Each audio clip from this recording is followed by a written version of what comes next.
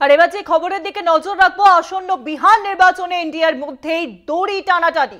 আসন ভাগ নিয়ে রাজনীতির প্যাচে বিহারের এনডিএতে নীতিশকে 102-এর বেশি আসন ছাড়তে নারাজ বিজেপি। 120 থেকে 130 আসনের দাবিতে দর কষাকষি নীতিশ কুমারের বলে জানা যাচ্ছে। এবার 120 থেকে 130 আসনের দাবিতে দর কষাকষি নীতিশ কুমারের। এদিকে নীতিশকে 102-এর বেশি আসন ছাড়তে একেবারেই নারাজ বিজেপি। যে খবর সামনে আসছে বিহারের রাজনীতির, যে খবর সামনে আসছে আসন্ন বিহার নির্বাচন, এবং সেই নির্বাচনে এনডিএর মধ্যেই এবার শুরু হয়ে গেছে দড়ি টানাটানি। আসন ভাগ নিয়ে রাজনীতির প্যাচ বিহারের এনডিএতে বলে জানা যাচ্ছে। নীতিশকে 102-এর বেশি আসন ছাড়তে নারাজ বিজেপি।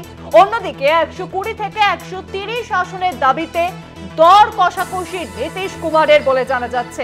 120 থেকে 130 আসনের দাবিতে দর কষাকষি শুরু হয়েছে নীতিশ কুমারের। কদিন পরে বিহারের নির্বাচন, এবং সেখানে আসন্ন বিহার নির্বাচনে এনডিএর মধ্যেই শুরু হয়ে গেছে দড়ি টানাটানি।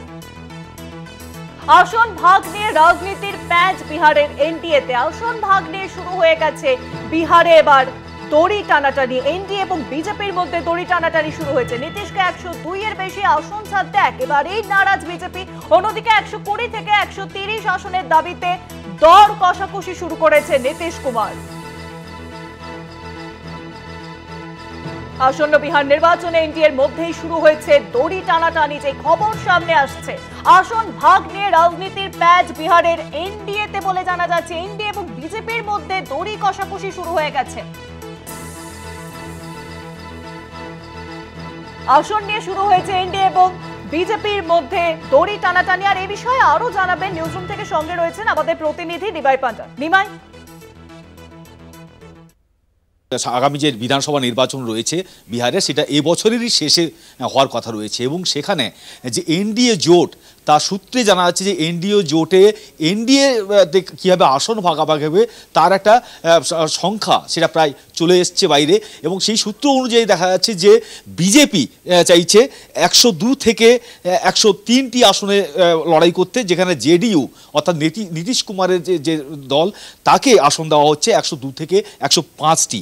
এবং এখানেই মূলত সংঘাত শুরু হয়েছে বলে যারা রাজনৈতিক বিশেষজ্ঞ রয়েছেন তারা মনে করছেন। তার কারণ যে বিহারে মোট 243টি আসন রয়েছে বিধানসভা আসন, এবং তার মধ্যে প্রায় সমান অংশ সিটে দাঁড়াতে চাইছে বিজেপি এনডিএর সঙ্গে, যা এনডিএর সঙ্গে জেডিইউর সঙ্গে সমান ভাগ করতে চাইছে। 100 কাছাকাছি সিটে দুজনেই বিজেপি চাইছে তারাও দাঁড়াতে, এবং আসন ছাড়তে 100 থেকে 105-এর মধ্যে সিট ছাড়তে চাইছে জেডিইউ কথা নীতিশ কুমারকে।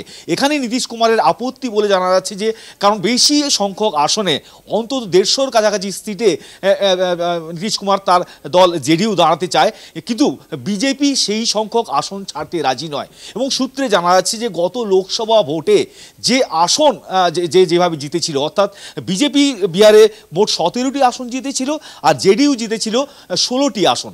এই যে 16টি লোকসভা বা 17টি লোকসভা জেডিইউ জিতেছিল, তার যে সমস্ত সিটে বিজেপি জিতেছিল, যে সমস্ত যে লোকসভা ভোটের রেজাল্টের নিরিখে, সেই সিটগুলি বিজেপি ছাড়তে চাইছে না।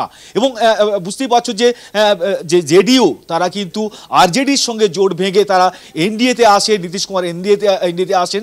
এবং আগামী যে বিধানসভা নির্বাচন রয়েছে সেখানে কারা সরকার গঠন করবে এবং সেখানে তাদের কতটা সিট সংখ্যাগরিষ্ঠতা থাকবে তা কিন্তু এই আসন যে ভাগাভাগি তার উপর নির্ভর করছে। এবং সেখানে দাঁড়িয়ে একটা অংশ মনে করছে যে যেখানে যে এলজেপি যে চিরাগ পাসওয়ানের দল, তারা কিন্তু গত বিধানসভা ভোটে মাত্র একটি আসনে জিতেছিল, তাদেরকে কিন্তু 2025-এর যে বিধানসভা ভোট তাতে 25 থেকে 28 সিট দিতে চাইছে বিজেপি। অর্থাৎ বুঝতেই পারছো যে চিরাগ পাসওয়ানকে গুরুত্ব দেওয়া হচ্ছে, এবং যেখানে তারা গত বিধানসভা নির্বাচনে মাত্র একটি আসন জিতেছিল, যদিও তারা লোকসভাতে তারা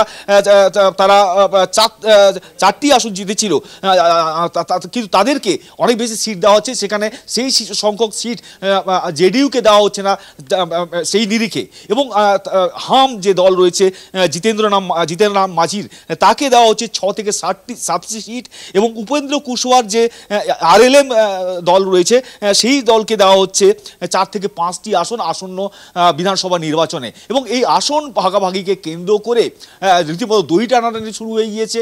যদিও এটা একেবারে অফিসিয়ালি অ্যানাউন্সমেন্ট নয়, কিন্তু সূত্রে জানা যাচ্ছে যে এনডিএতে বিজেপি চাইছে এই ধরনের সিট ভাগাভাগি করতে, অর্থাৎ যেখানে জেডিইউ এর সঙ্গে প্রায় সমান সংখ্যক সিটে বিজেপি দাঁড়াতে চাইছে, সেই আসনে দাঁড়াতে চাইছে, সেই জায়গায় কিন্তু দই টানাটানি শুরু, রাজনৈতিক একটা দই টানাটানি শুরু হয়েছে নীতিশ কুমারের দলের সঙ্গে বিজেপির। এবং যা খবর আসছে সূত্রের মাধ্যমে, তাতে কিন্তু এই কোন্দল যদি চলতে থাকে তাহলে এই জোট, এনডিএ জোট বিহারে, সেই জোটটা কত দূর টিকবে বা তাদের সমীকরণ কি হবে আগামী দিনে, তা কিন্তু যথেষ্ট প্রশ্নচিহ্ন রয়েছে, এবং সেটাই এখন দেখার বিষয়।